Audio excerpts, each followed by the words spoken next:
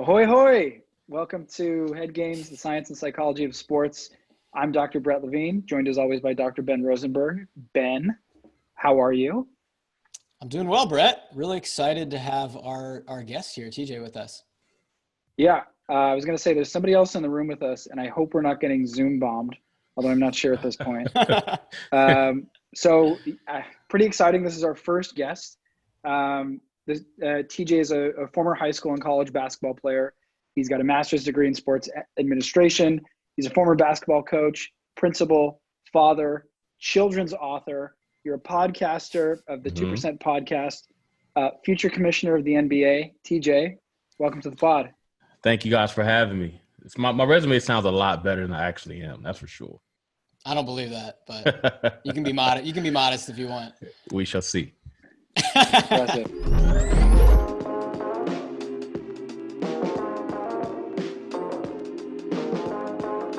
So, normally I think we touch on some news and then we get into the topics. Today, the news and the topics are basically the same thing. First, we're going to be talking about Cam Newton to the Patriots. Oh my God. And then we're going to be talking about the NBA and the Major League Baseball schedules during COVID and the intricacies of how we're going to get people to play basketball and baseball during a pandemic. Right. But I'll start this off, and TJ, I want to get your take on Cam to New England. So, here's Cam in Carolina. He's doing the Superman thing in the back of the end zone. He's dabbing. He's really this big personality there, right? Mm-hmm. He's got the babushka headscarf. Like he's the man. Extensive hat collection. Yeah, haberdasher, definitely. For sure. His swag, I think, is the most polarizing out of any NFL player, right? NBA guys are on a different level, but Cam's style for the NFL is just so far out there. And it's like either you absolutely fucking hate it or you're like, guy's kind of got swag. Only because he's a quarterback. Only because he's a quarterback. True. Yeah. So he's got this flair. We can talk a little bit about his personality, but I mean, you mix his personality with now a really, equally strong culture with New England Patriots. And this feels a little weird, right? You have, strong personality meeting, some strong culture in another place. Question for you is, how does this mix? Do you think that he's going to be a fit in New England? I really don't know. I mean, it's kind of just on the outside looking in, it looks like it's a square peg, round hole type of deal. But if you know the Patriots history, they kind of take flyers on guys like this. The Corey Dillons of the world, Randy Moss. They had AB that for a game or two. So it's not abnormal. And I think the reason for that is because they like to get guys who are coming off of, maybe a rough year or some issues off the field, maybe even on the field in Randy Moss's case, because they're cheap. And so if it works, then they win, right? And Bill Belichick seems like a genius. And if it doesn't work, it's fine because even Cam's contract is really, really incentive laden. I don't know if the incentives are reachable or if they're Ricky Williams incentives where you would never, ever get to them, right? But either way, it doesn't really hurt the Patriots. So I'm hoping it works. I do hope it works because, as you said, with his swag, people think quarterbacks are supposed to look a certain way, be a certain way. Yeah. People still struggle with the Ravens quarterback, and they don't really know how to take them. And Cam is one of those guys that he had such a good year in 2015 with the Panthers going 15-1, and people set this bar for him, but really he's been kind of the same throughout his whole year. And before he got hurt, he was having one of his best seasons, right? In 2018, he had he was running fairly well, but on average, he wasn't running as much. Maybe that's for the injury, but really it's just a guy that got hurt. And football kind of turns over like that, right? They go 15-1 one year, the next year they go 2-14 because the contracts, you have to pay the quarterback. And when you pay the quarterback, that means you pay no one else. And so it's just one of those things. But I hope it works because I do think that he is on a short leash because of the things we talked about, like his swag. His swag is one of those things that is like, whoa, look at Cam. He's dabbing. She's pulling out the Superman sign, or it's like, look at Cam. He's dabbing. he's pulling out the Superman sign, right? So just like Yeah. the Super Bowl leading up to Super Bowl, he was the darling. He had a signature shoe as a football player. That is rare, right? Yeah. Especially as a quarterback too, because quarterbacks are habitually not very cool unless you're Michael Vick. True. And so but then in the Super Bowl, after the Super Bowl, when they lost, it was right back to look at this guy, right? He's when it's all going well, he's dabbing and stuff. When it goes, and that's what can happen in New England, because New England is so used to Tom Brady that they're going to compare him to Tom Brady for better or for worse. And if he does well, awesome. If he doesn't the minute he doesn't do well, it can go bad. It can go badly, because the Patriots are one of those teams that they're covered a lot. And the Boston fan base on all sides is one of those fan bases that's pretty rabid. Not to mention the thing socially, I don't know if I could ever envision Cam Newton in New England. It's almost like Allen Iverson playing for the Spurs. It's just one of those things that you wouldn't put it together, right? Yeah. You wouldn't really put it together. So I hope so. Yeah. One it thing does feel like a mismatch. Yeah. Sorry, go ahead. I was going to say one thing that I remembered as I was thinking about this stuff, Cam to New England, is in the Super Bowl, one of the main things he was criticized for, I don't know if you guys remember this, is there was a fumble that he didn't dive on, right? And in the immediate kind of aftermath of the game, all these sports writers and everybody's like, nah, there's no way he didn't intentionally dive on it, right? Like he must have not realized or whatever. Right. He comes out and says like, nah, actually, I didn't dive on that shit. Which is, it's in a way kind of good for him for saying that, but at the same time, it's not a good look, especially in New England, right? Like, I think to your point, TJ, like that approach really doesn't fit the culture of New England, which has always been about the hoodie and just grind. And they don't really have a history of having guys that are sort of showy. And when they do, they're kind of short-lived typically. Right. In their time there. Yeah. Right. Yeah. I was looking into what was resonating with me was like, it was about fit, right? Like, I think the theme of our conversations is like, what does it mean for, this guy who he's already got a legacy in Carolina. So, he didn't win a Super Bowl. I'm sure he wants to, but like, I think he's got a legacy already in Carolina. Different than a Lamar Jackson situation, because Lamar Jackson might be, a strong personality, or Baker Mayfield might be a strong personality, but those guys are just starting out. Right. And I think that's different. You've already got something established with Cam in Carolina, and obviously something really established with, the New England Patriots. So I found this organizational psychology literature on organization fit. And it's pretty straightforward. It's basically like, how well do people fit with certain things, like their vocation or their job or their group or their organization, right? So, does Ben fit as being a psychologist, or would he have made a better plumber? He probably would have made a better plumber, right? I do like to show my ass crack as much as possible, so. I've been looking at it for the last 15 minutes. That's true. Yeah. So there's that debate about the person at each level. And I think with this case, with Cam, there's something to be said, or there's some literature to look into in terms of what does it mean in terms of person and organization fit. And there's sort of these, like, there's 4 levels to it. And there's got to be congruency between the organization and the person based on things like, and this makes sense, I think, values, interests, needs, and abilities. And if you start with the Patriots, right? You're like, all right, well, we need a quarterback who can basically be like a Tom Brady. Can he, does he have the abilities to be basically a pocket passer and the Belichick system? I think so. I think Cam checks those boxes. Do the needs align? I think Cam wants to win a fucking Super Bowl. He went a few years ago, didn't get it. The Patriots want to win it every year. So that's a check. And they need a quarterback. We'll talk about Stidham in a second, but they need a quarterback for sure. But like you said, like it's a roll of the dice. It's a 1-year contract. They do need a quarterback. It's really the same thing with interests. I think the organization is interested in winning the Super Bowl. So is Cam. The last one is interesting though, which is the values. And TJ, I think you touched on this or I think it was Ben, everyone knows what the values are of the Patriots, right? It's grind, grind, grind. It's do your job.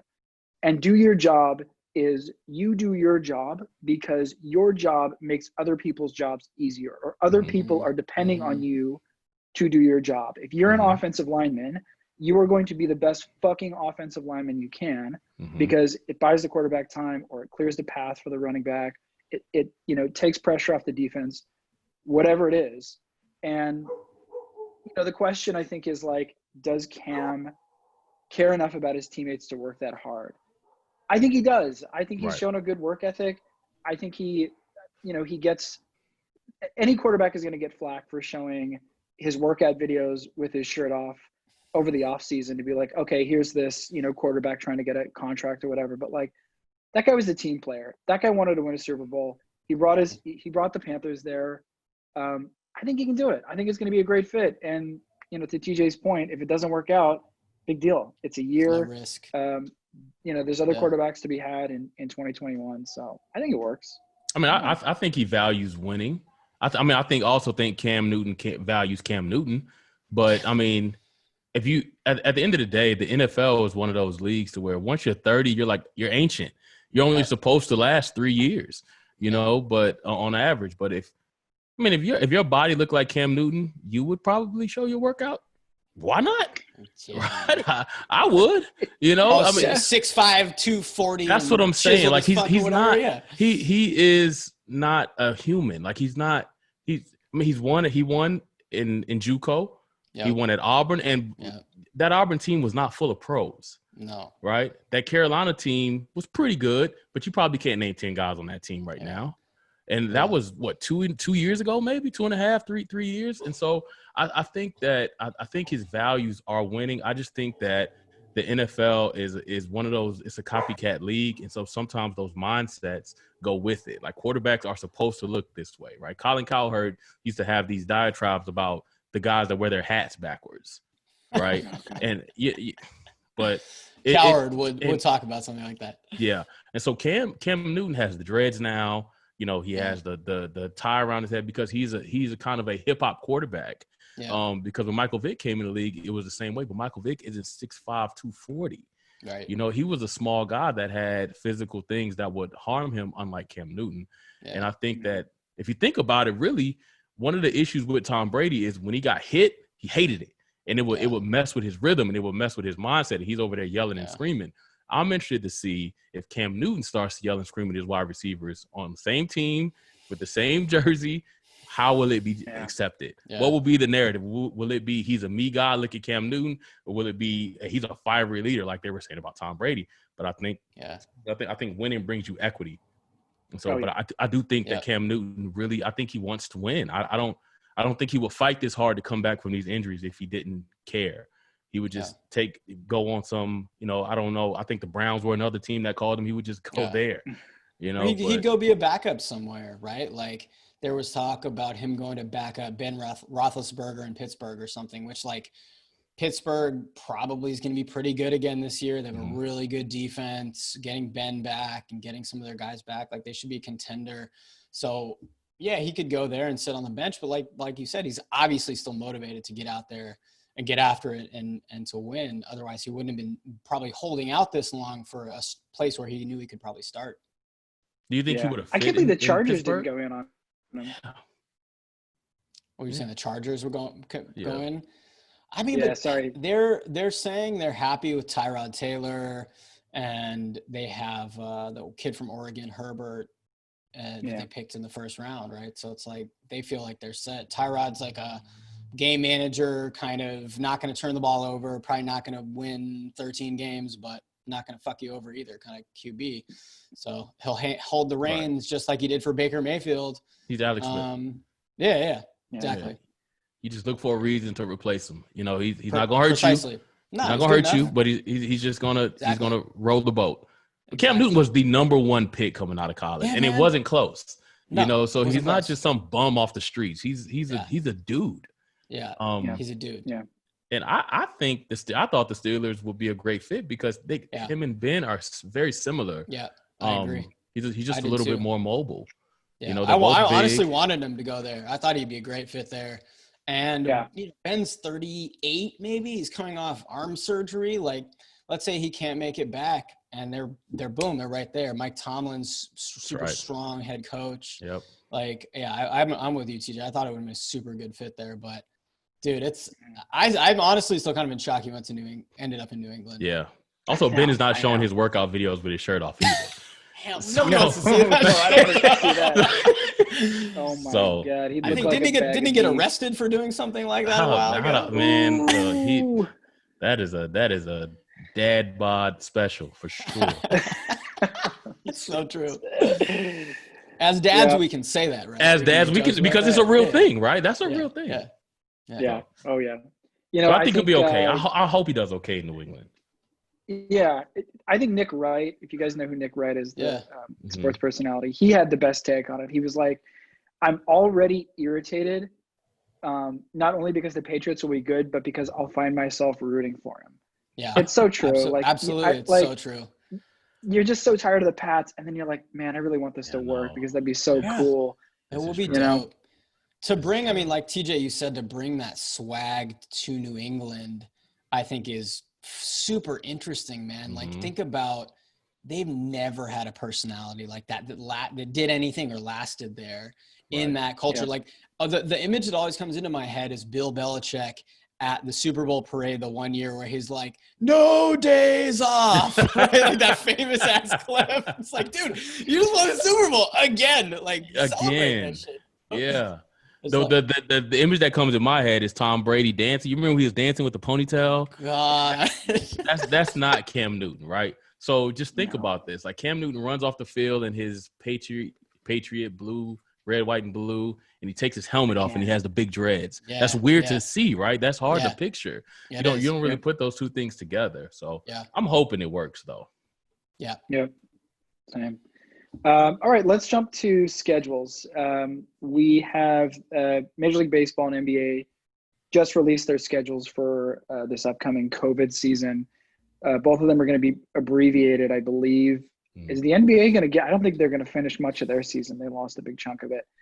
And with these schedules came these 100-plus page documents on player guidance in terms of health and safety and all this stuff, which I guess makes sense from a legal standpoint. Everybody's trying to cover their ass, like, don't do this, don't do that. They're asking baseball players not to spit, which is asking fish not to swim. I don't know how they're going to regulate that. Yeah, they also said there's no fighting, there's no brawling. Are guys stopped from charging the mound anyway? Oh, what's going to be the penalty? You're suspended? That's normally the fucking – That's normally the thing. Anyway, there's a lot going on here. Everyone's trying to figure this out. This is the first time I think everyone alive has ever had to deal with this, which is live their lives and plan major league sports schedules around a global pandemic. Right. But first question is for you, TJ. There's there's lots of these guidance measures going on and all this shit. Is this going to work? Are we going to see an NBA season? Like, is this going to happen? What do you think? I think that the resorts are secluded enough to where they'll start, but I'm not sure they'll finish. Only because what is the number? Like, what's the bar to reach where you say, okay, we need to shut this down? Because the Brooklyn Nets are going, and they don't even have a team. Like, they got like 5 dudes. Me, you, probably go get a couple shots up, whatever. They're not going to the playoffs anyway. So I've been working on my form, TJ. So think about this though. So now if the Nets don't go because they're the 8th seed, now they have the Wizards. Oof. Exactly. The Wizards are terrible. You don't even know who you're playing. Like, it's hard to even scout the Wizards because all you know is Bradley Beal. There's some dudes.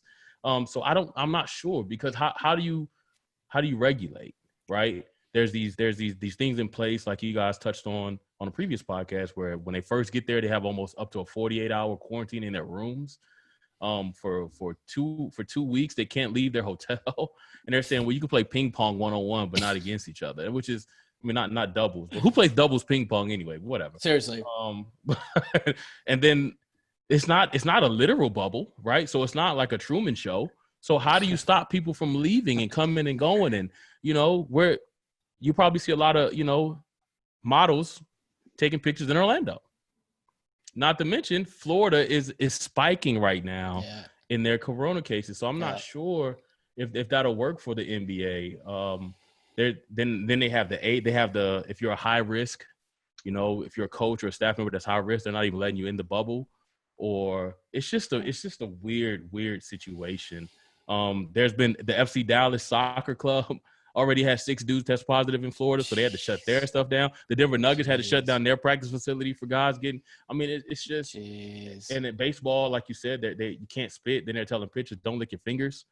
And I mean, let's be honest about the brawls. Baseball brawls are a lot of missed punches and standing around. That's true. So the social distancing thing is probably the only issue there. Contact is not the issue.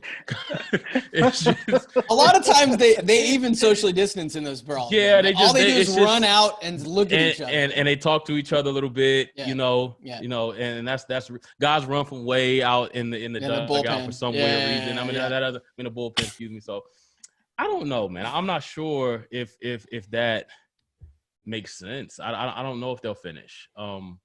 One thing I read about the major league is that they're not having crowds, which let's talk about that. The NBA, they're not having crowds. So they're talking about maybe doing a tape delay so they can mute out the curse words.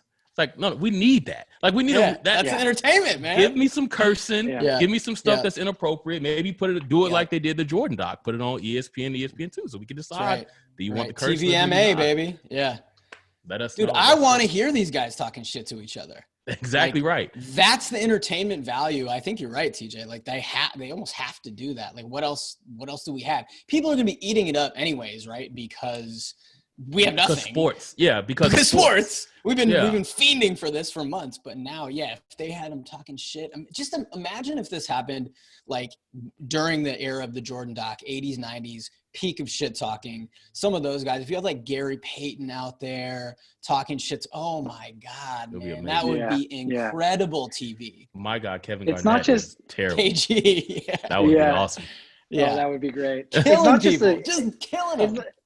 It's not just the curse words, though. It's like, I think it's strategy is the reason why teams wouldn't want to do it. And I think it's why Simmons was covering this a few weeks ago or months ago, whatever it was. He was saying, like, that's why if you ever watch a doc or if you ever watch anything with, like, NBA coaches, that's why you only hear them going, all right, bear down, let's go. Buckle up. It's like, that's all they're saying. It's like, they don't want other don't want to give anything away. Yeah. But I guess with all these things, Ben, it's what should they be doing away from the field? We have these regulations, but what do you feel like should happen?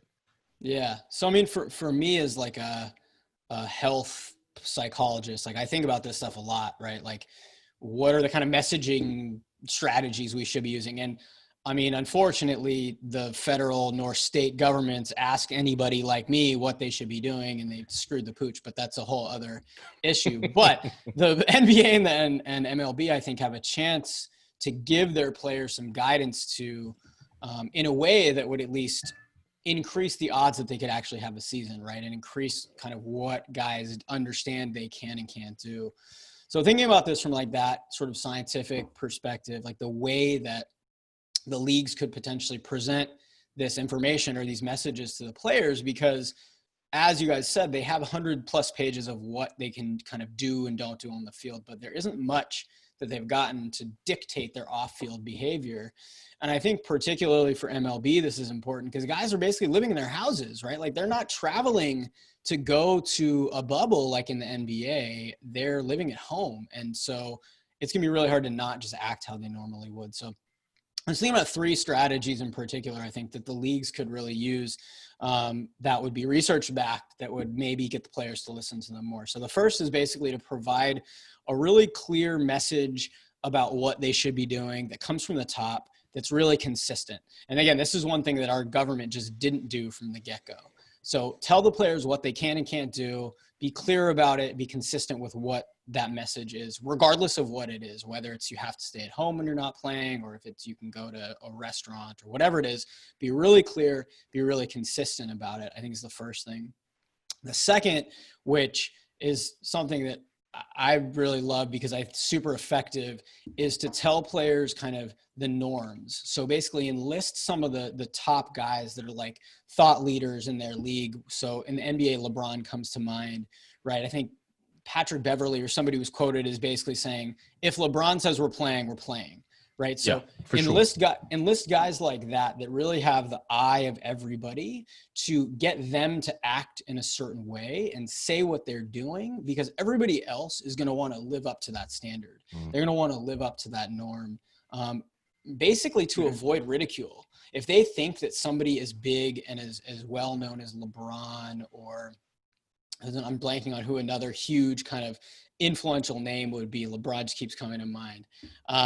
But if somebody like that wants to impose that kind of normative behavior, players are going to just sort of automatically live up to that. And then the last would be to think about how specifically they're presenting these messages to players. And in the literature about how to persuade people to engage in a particular like healthy behavior, there's something called a gain or a loss framed message. And a gain framed message basically highlights the things that players, or the things that people would basically gain by engaging in that behavior. So if we're thinking about not going out and partying or something like that, the things you have to gain are you can keep playing, right? You're not highlighting the fact that, oh, you might feel like crap because you're going to get COVID. You're really focusing on the good things that might come if players engage in these different rules and regulations. So those would really be three approaches I think they could take to get players to actually listen to what they're saying, and maybe even to take a step back to come up with some more specific rules and guidelines, and then use some of those approaches to get players to follow that. I would think would hopefully give them a better shot of really kind of carrying through the whole season. Yeah.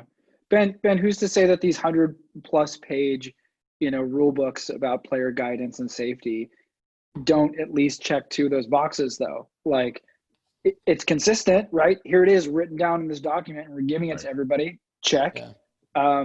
Gains and losses. Like I'm sure there's penalties that they outline in there. Like if you do this, then we will do this, right? Yeah. Like if then statements in there about player health and safety. But and you really behavior. want to focus, to the last point, you really want to focus on the gain, right? And those are primarily kind of loss framed, which focuses on like what bad things are going to happen if you do X or if you don't do X. And really you want to focus on the gain. That tends to be more persuasive to people. But and it's not like you hear LeBron like backing these documents to the second point too. It's not like he's out there like holding it up and like, hey, does everybody see this? Make sure you read this. Right. Or Chris Paul for that matter. Because I mean, these LeBron, one of LeBron's things is team dinners, right? Yeah. But they're not even allowed to leave for a team dinner because then they all have to be quarantined for 10 days. And I mean, with an already abbreviated season, that's how do you, I think the MLB did do a good thing. The NBA did not do this because I don't even think they can, was they added roster spots. Because with the season being condensed, there'll be games that are more back to back. These guys have been home, and I know in my basketball career, there's nothing gets you in shape for basketball, but basketball. You can run miles, you can do burpees, you can do whatever you want. Yeah. Once you start getting up and down that court, basketball is pretty much interval training. It's combat and it's plyometrics at the same time. Yeah. And so there'll be injuries, perhaps. I hope not. But I guess I feel like maybe the product would be tainted a little bit. And then from then, when do you start? The next season is not slated to start until December 1st. Yeah. So when do you catch up? Like when do you, like at what point, now you're going up against the NFL, which has never happened. And so when do you catch up? When is the season going to get started back at a regular time? It's just, I'm not sure if it's, you pose the question, will it work? It probably could. But is it worth it? What do you guys think? Do you think that it's even, with all this stuff, knowing that's what it is it even worth trying? I like pushing it back a little bit. I think that's cool to start the NBA season around December because you give way for football to have its time. There's still hockey. Hockey starts in October or something like that? Yeah, something like that. NBA can kind of have its own entrance at that point, right? You go December to, what is it, July? Yeah. Yeah. kind of feels like it has its own, like you're right. I think like the consequences of COVID is that in the future you're bumped back, but it kind of feels like it's got its own like time frame now. I don't know. I Makes kind of sense. like it. Plus 65 games is plenty. Yeah. Oh, yeah. 65 games is plenty. And just the MLB also, what? They went down to how many games? 100? 60. 60? Yeah. 100 is a 60. good amount for baseball. I mean, 60 is not enough. 60 is not enough. 60 is not enough. 60 is not enough. Weird shit can happen in 60 Right. games in baseball. I mean, you can have a team easily that shouldn't be there going, 40 gonna be 20 awesome. or something. Yeah, some weird shit's gonna happen. Some weird stuff. It'd be hard to buy championships again, that's for sure. Yeah, in a season like that, it's Yeah. true. I mean, baseball is so built on that long sample and everybody's sort of getting to their average, and that may not happen in 60 games, which will be pretty interesting. TJ, have you ever had a time like in your playing career when you had a long layoff like this, where you were staying in shape, but like you didn't have a chance really to get out there and play, and then you came back? Absolutely. I mean, I had two actually. One, and when I was in junior college, I hurt myself going into my second year playing. I hurt myself and I was out, and it was a pretty bad ankle sprain. And it's at junior college. We don't have trainers. We didn't have rehab. Luckily, my coach's wife was a physical therapist, so I got some rehab. But at the end of the day, I'm 19, and I see the guy in junior college. I see the guy ahead of me, doing well. And I'm like, I got to come back, man. And it led to more injuries is what happened. I was never healed. I was never healthy the entire year. I didn't get healthy until the season was over. Yeah. Right. So that's one incident. The second incident was when I moved on to the A&M Corpus Christi. I ended up stopped playing. I quit the team for, stupid reasons. But again, I was a young kid, didn't make the best decisions. And so that whole year was off. And so I came back the next year and I played at a small school in Abilene, and it just wasn't the same. Like my timing was off. And even more like, you guys are psychologists, and my mindset was, I was thinking about, I'm not the same. I was thinking that things felt different. I was thinking that I started, comparing myself to guys who had been playing, and I'm like, I should be better. Yeah. And it just took it. What it does, it breaks up the routine. I mean, athletes are very routine individuals. Yeah. And, especially, I mean, even speaking of LeBron, I mean, he has a routine where he spends, $1 million famously on his body where he does. His routine is published, and it doesn't even matter because he's going to do it anyway. Well, here, you can't even, like, for instance, I have a routine where, and again, the NBA is 88% African-American. And so dudes get their haircuts. Right. Yeah. And typically people get their haircuts on the same days at the same time, just because human behavior says you do stuff to make you feel comfortable. Yeah. Habitual, man. Those guys aren't there. Yeah.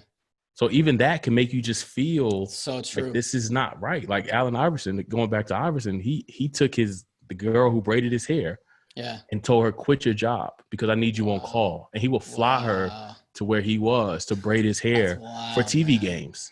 Now imagine if he couldn't do that.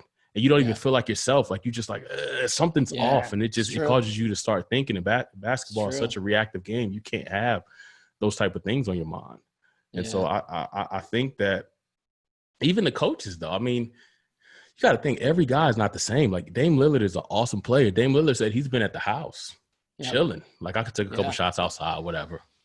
Dude, early on in this, I heard that that D Wade bought basketball goals for a bunch of Heat players because it was Jimmy Butler, not D Wade. Jimmy Butler bought a bunch of basketball goals for Heat players because guys just literally didn't have anywhere to get up shots. They couldn't go to a gym, couldn't go to a facility.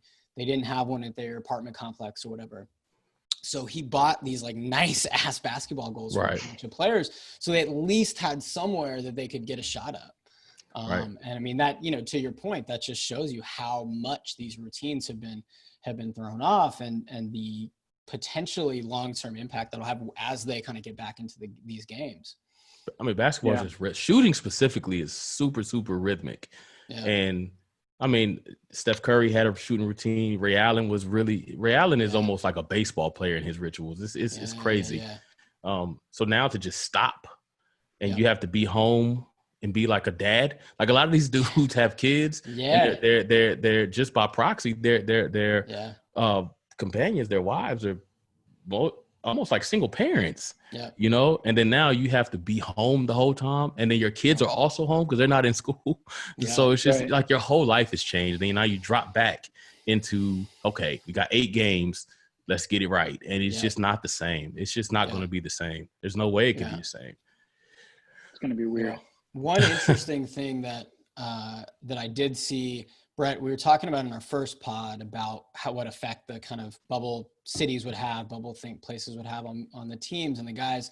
We were talking about injuries, and TJ, you mentioned this too. I saw an early stat come out of, I think it was the Korean Baseball League that's been going for a little bit. Injuries have been up as they've come back in that league. And so maybe that's one early data point speaking to what we were talking about, that as guys' routines got thrown off and they come back into this really high intensity competition, things are going to go haywire. Their bodies just aren't quite ready for that. Right. I'm worried about it. I mean, TJ mentions routines. I think you were talking about it a few pods ago. Yeah, it's routines, but it's also the addiction, right? Like, I have to get back into my routines. I'm just going to stay in the gym for too long. I'm going to stay in the batting cage for too long. Yeah. And that can be, that's the extreme as well. So, I mean, I'll give you a story. I'm worried for players' health and safety on that regard, and not to consider still COVID too, right? Like, that's right. Still COVID.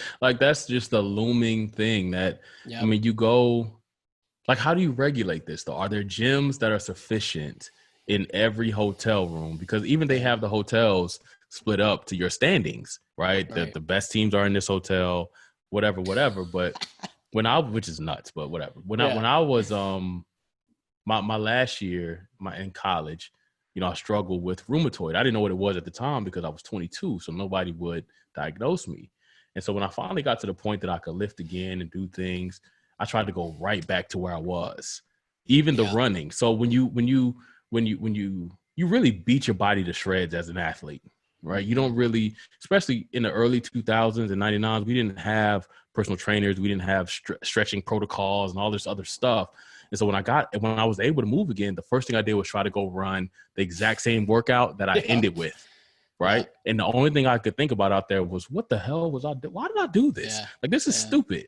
Not at the time. Why did I ever do this? And you couldn't. It's hard to tell an athlete, dial it back, rev it up, because you don't feel like you have that in your mind. Your mind is always, even now, if I go play basketball now, my mind is saying, kill this guy. Totally. My body is saying, go sit down.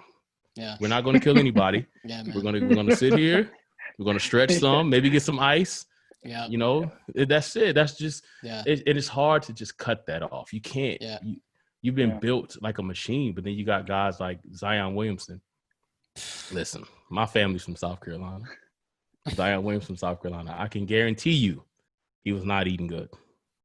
You see his body? Obviously, healthy. He wasn't eating good. He was not eating healthy, should I say? And you see his body? He was eating good. He was eating good. Not eating healthy. He's a big boy. He doesn't have that margin for error, right? He already struggled with injuries. Yeah, man. And so that they send him there because he's like the golden child, right? He's on the NBA 2K21 cover because you got to sell this guy because of his potential of marketing dollars. But that kid, there's a high risk for him to be hurt.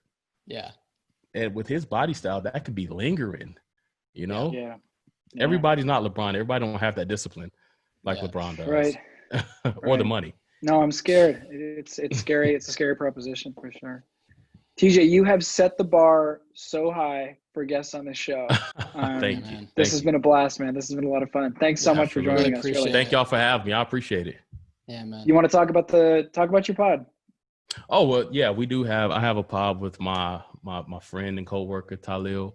We have the 2% podcast, which touches on things concerning education from an African-American male standpoint. The name derives from only having 2% of Black males be the teaching population, which is problematic. But, I mean, you have to go over to that podcast, which we are on Spotify, we're on iTunes, and we're working on getting the YouTube together.